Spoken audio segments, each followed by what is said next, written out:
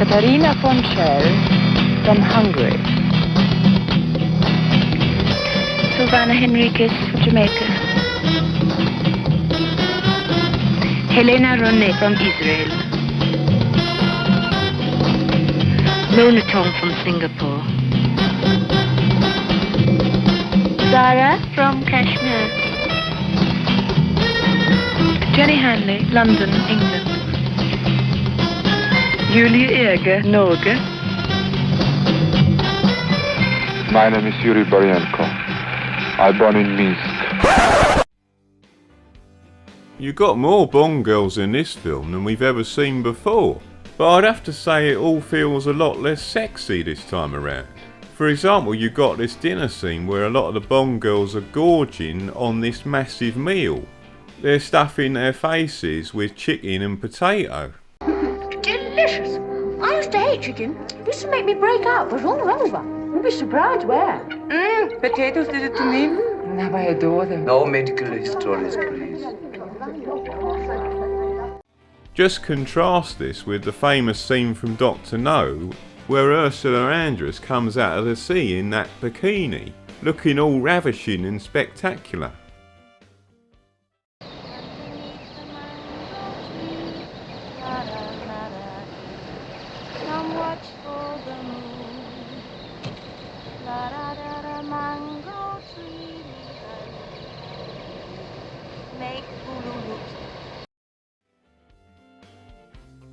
Now, I'm not saying there's anything wrong with girls enjoying roast chicken, but it's not necessarily very sexy.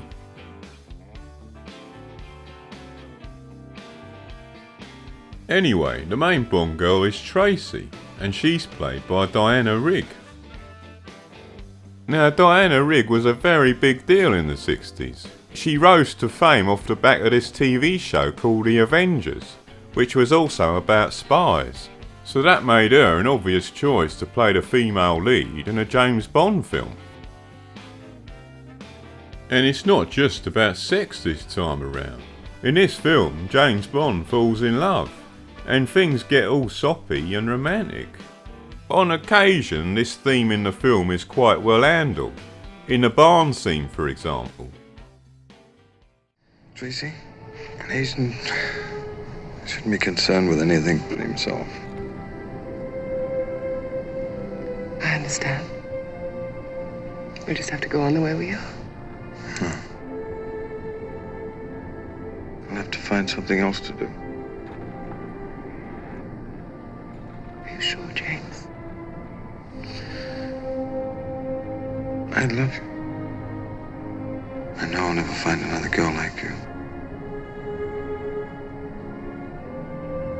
Will you marry me? But then there are other times where it's very cheesy. I was always taught that mistakes should be remedied, especially between friends.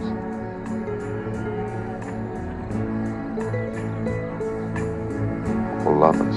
We have all the time in the world. Time for love life to unfold. All the precious things love has in store. We have all the love in the world.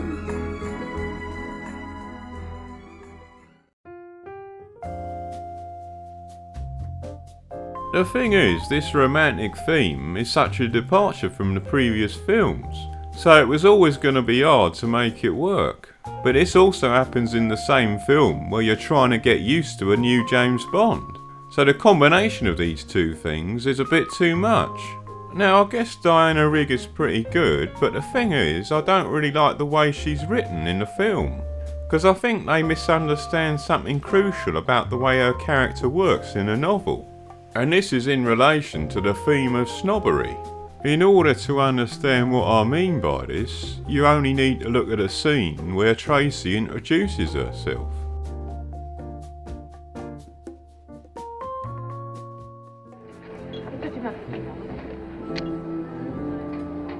Why do you persist in rescuing me, Mr. Bond? It's becoming a habit, isn't it, Contessa Teresa? Teresa was a saint. I'm known as Tracy.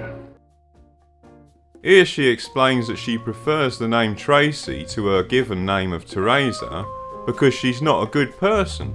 But the thing is, in the novel she has a completely different justification for preferring Tracy. So if you look at chapter 2 in the novel, and this is page 11, Bond goes, "By the way, Monsieur Maurice, who is the lady who has just driven up in the white Lancia? She is staying here?" "Yes indeed, mon commandant." Bond received an extra 2 teeth in the enthusiastic smile. "The lady is a good friend of the house. The father is a very big industrialist from the south. She is La Comtesse Teresa di Vincenzo. Monsieur must surely have read of her in the papers. Madame La Comtesse is a lady, how shall I put it? The smile became secret between men. A lady, shall we say, who lives life to the full." And then a bit further on, after this information, it goes, "Bond was faintly disappointed. She sounded a bit grand for him, and he didn't happen to like girls, film stars for instance, who were in any way public property." But then when they get to know each other, Bond realises she's not like this at all. In fact, when Bond is talking to her father later on in the novel, and this is chapter 5, on page 29, Draco explains she likes to call herself Tracy. She thinks Teresa sounds too grand. In the novel, this is partly what makes Tracy a likeable character. She don't take her noble birth very seriously. But in the film, this likeable dimension to her character don't come across. In fact, she acts like a real snob a lot of the time.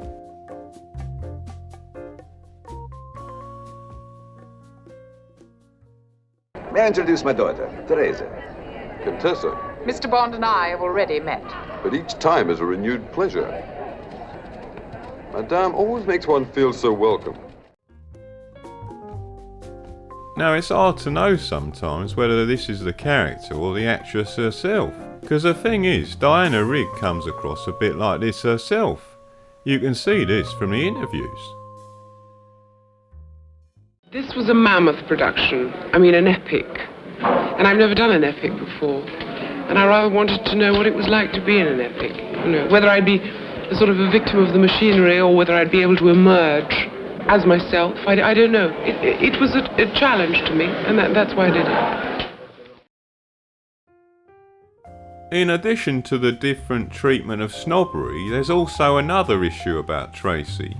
In the film, for example, Draco, Tracy's father, explains why she's such a troubled soul, and this is also very different from the novel. She joined a vast international set. One scandal after another, and when I disapproved, cut off her allowance, she committed some greater folly. To spite me.